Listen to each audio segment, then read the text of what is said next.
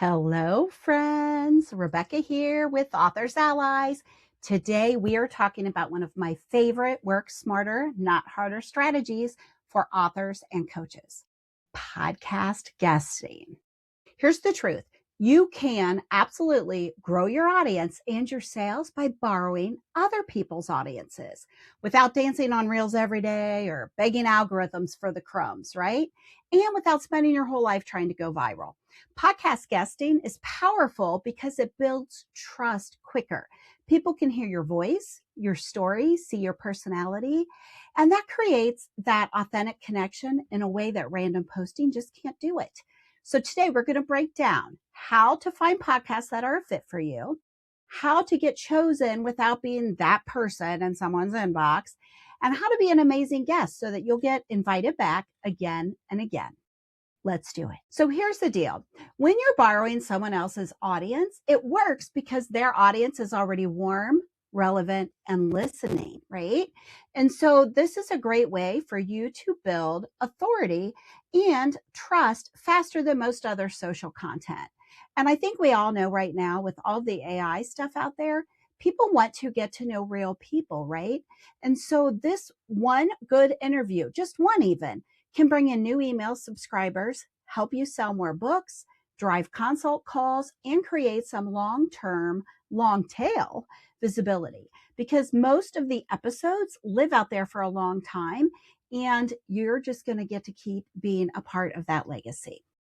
So the question then becomes, if you know you want to be on some podcasts, how do you find the right ones to be on, right?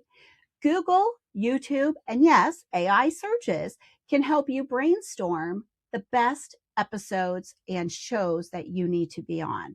If you're already listening to podcasts, you probably already have some favorites, and you may already know some shows that you want to be on. And the first thing you're going to do is brainstorm those shows. Write down the ones that you want to be on that are already your favorites, and make sure that you're following those shows on social media, because many hosts will post when they're accepting guests.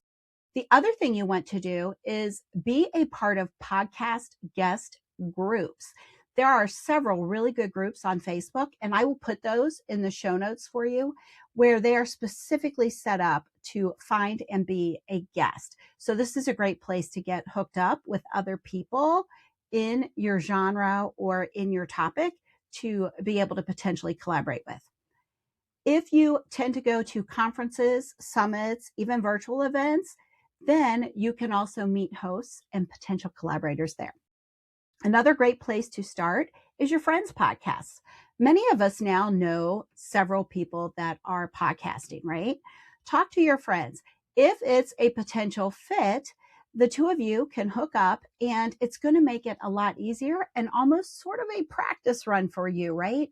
If you're interviewed by a friend, you guys already have some camaraderie built up. It's going to make it a lot easier for you to have a great show.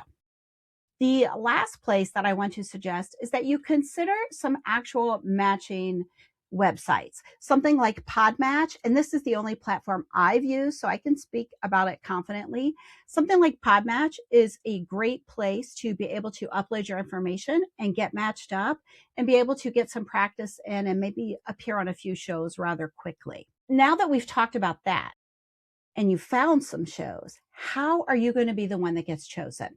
This is really important. Please, for the love of God, watch some episodes and read the show notes. Do your homework. Hosts can tell right away if you understand the show or not. I have gotten in the last month so many cold email requests from people wanting to be on my show that have obviously never listened to the show. The first error they're making is that they emailed me instead of just snagging the application that's in the notes. The second error that they're making is they obviously have not listened to any of the shows because they think that I actually have a book that I am promoting and that I'm an author with a lot of books out there, because they tell me how much they love my book. You haven't read my book because there isn't one out there to read yet. The last thing they do is I'm getting a lot of requests from men, very bro marketing letters, by the way. If you have listened to my show or even just scrolled through and looked at the episodes, you will notice that I have not interviewed any men on my show. There's a reason for that. My demographics are women who want to hear from other powerful women on how to market their books. If you're a man, you're not fitting that demographic, and I'm probably not going to interview you. So do your homework before you apply to be on a show. The next thing you want to do is follow those actual application instructions, right? If there's an application to be on the show, go through the application, follow the instructions. They may have a form, they may have an email, whatever it is, make sure you're following the instructions. If you aren't, that's a fast track to file 13. The next thing you want to do is have some guest assets ready. If I want to potentially interview you on my show, my life is a lot easier if I can look through your one sheet bio, take a peek at your media kit. If you've got some headshots ready to go, links, topics you speak on, the easier you make it for me to produce my show, the more likely it's going to be that you're on the show, right? And so when you make it easy, you become a guest that podcasters want to book. The next thing you want to do is pick a topic that connects to your offer without being a sales pitch. For instance, teach something, share a framework you have, tell a story, give some sort of value first to wanting to be on their show. If you're an author and maybe you are a queer author, you can talk to me about what it's like being in that world, right? If you're an author who has a chronic illness, you'll see that I've interviewed several authors with chronic illness in the past. We talk about how they make a book happen while still battling these things. You've got a story, even if it's not just your book, right? There's a story behind how your book came to be a book. Make sure that you pitch that when you are talking about what you can talk about. The last thing is to be patient with the timelines. Some shows are booking way in advance and they're recording way in advance. As a good example, I applied to be on one of my favorite shows back at the end of 2023. I did not get chosen to be interviewed until the summer of 2025, and the show aired last year right before Christmas. That's a long game, and sometimes that's a good thing. I didn't sit around in the meantime waiting to be called. I went out there and got on other shows. I started my own show. So you just never know what's going to happen.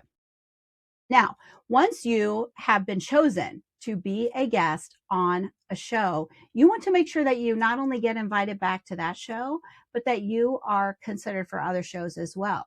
You're going to use every podcast episode you're on as part of your portfolio. And so, yes, again, follow the rules. The rules matter. If they ask you for photos, links, short bios, any sort of plug and play graphics, make sure you provide those in the time frame that they ask for them. The next thing I want you to do is have a freebie ready. Have a playlist of your favorite songs you listened to while you wrote your book. Whatever it is, a playlist is great. Have some sort of free downloadable. Have a discount on your book. Have an easy way for them to get signed copies of your book. Whatever it is, make sure there's a good, juicy, relevant, easy to access listener perk that the podcast host can share for you. Next, we want to make sure that you have the best lighting you can, that you have the best microphone you can. I have a ring light sitting right here, and I even have a little thing on my monitor that I can adjust so that you can see my eyeballs instead of just glare. You may notice my eyes might be clear, but there's still glare around my glasses. That's because of the little adapter that I have. Also, I have various microphones. This one today, I'm using the little cute fluffy guy, but sometimes I'll use a headset. Sometimes I will just use the computer sound directly. I always do a test because honestly, it's really weird, but it depends on the day that I am filming, probably as to how many people are on the internet at the same time. I have no idea, but use the best microphone you have. Now, I'm not telling you to go out there and buy a $200 microphone or to go out and buy special lights. What I'm saying is whatever you already have, try to make sure that you're doing it the best way possible. And speaking of how many people are on the internet, if you are able to, try to use a plugged in Ethernet version of the web for your recording, meaning try not to use Wi-Fi. If you're able to plug in directly, that's going to get the best upload quality for you. Next, I want you to record like a pro. Make sure your space is quiet. Unplug your Alexa. Turn off all of your distractions and notifications. And if you live with those adorable chaos creatures like pets, kids, husbands, plan ahead so that you can have your space adorable, chaos free. Lastly, I want you to promote like you mean it. If someone has you on their show, they are expecting you to share that later. Promote it all over. Tag the host on any social posts. Tag the show itself.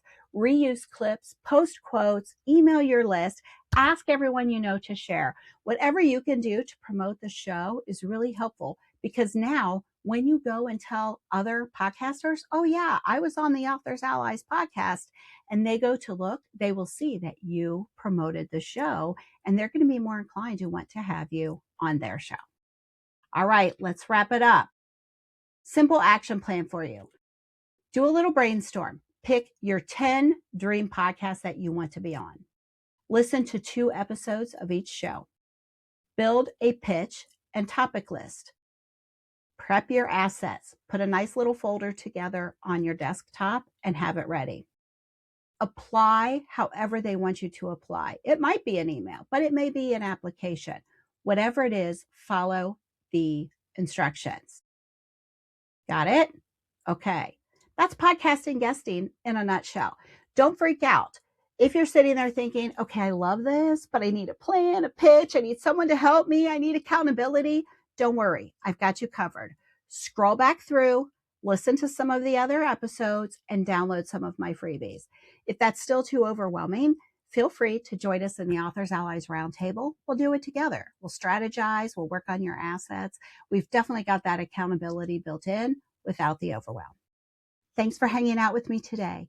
If this episode helped you, share it with an author friend who needs more visibility this year, and maybe you'll hear them on the podcast later this year. Have a great day. That's all for this episode of Authors Allies. We hope you enjoyed our exploration of the literary world. Be sure to stay tuned for our next episode, where we'll have more fascinating interviews, book reviews, and marketing tips. Don't forget to subscribe to our podcast on your favorite platform. Leave us a review and share us with a friend. To get your free copy of our ebook, 10 Steps to Your Ultimate Book Marketing Plan, be sure to head over to our show notes. Until next time, happy reading and writing.